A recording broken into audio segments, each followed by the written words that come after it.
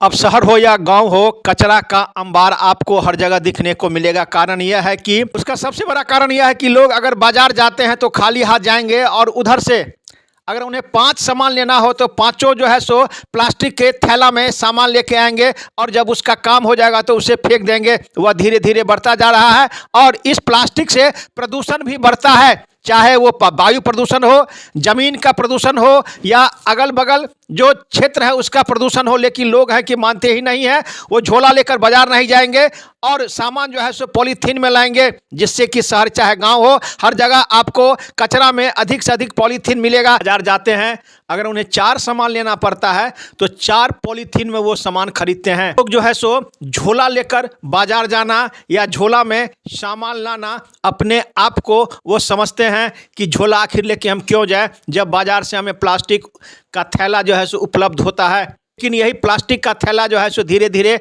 कचरा का स्वरूप ले लेता है, जिसके बाद जो है सो कई समस्याओं का सामना लोगों को करना पड़ता है।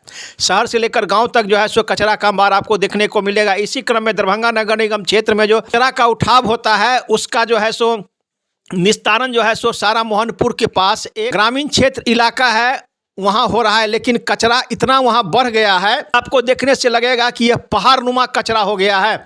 कचरा का ढेर दिन प्रतिदिन बढ़ता जा रहा है और इसको लेकर नगर विकास एवं आवास विभाग के द्वारा ड्रोन से सर्वे कराया गया है कि कितना यहाँ कचरा है और इसकी व्यवस्था किस प्रकार से की जाए। इसको लेकर दरभंगा नगर निगम क्षेत्र का जो कचरा है वो सारा मोहनपुर में गिरता है।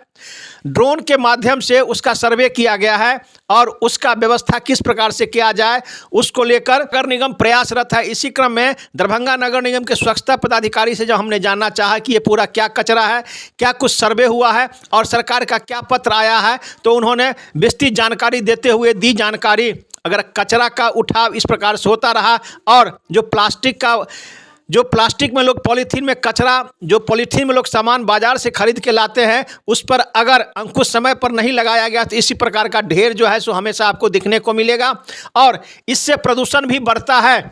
सरकार को कड़ा रुख अपनाना होगा। अब देखना यह है कि जिस प्रकार से शहर से कचरा का उठाव होता है और जैसे कचरा का टीला बनता जा रहा है उस पर कहीं ना कहीं सरकार को कड़ा नियम बनाना होगा कि लोग कम से कम प्लास्टिक का यूज करें। अब देखना यह है कि इस पर अगला कदम क्या होता है। भाई ये सीधे ले चलते हैं इस संबंध में दरभंगा नगर निगम के सुरक्षा पदाधिकारी उन्होंने कहा कि ड्रोन से इसका सर्वे हुआ है और क्या कुछ सर्वे हुआ है, सरकार का क्या दिशा निर्देश है, सुनिए उन्हीं की जुबानी। एक रिपोर्ट दरभंगा दर्शन न्यूज से मनोज झा।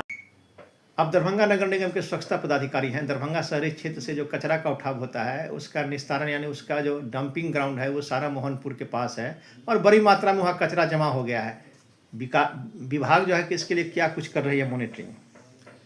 नगर विकास विभाग द्वारा कचरे का जो ढेर लग गया है उसके निष्पादन हेतु एजेंसी को नामित किया गया है, 7-Eleven कंसल्टेंसी प्राइवेट लिमिटेड, जिसका कार्य है कितना मात्रा में वहाँ पर कचरा का जमाव है उसका ड्रोन सर्वे कर उसकी मात्रा का अनुमान लगाना।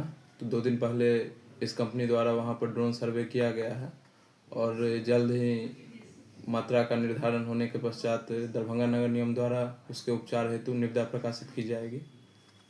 क्या अभी वहाँ का भी क्या स्थिति है?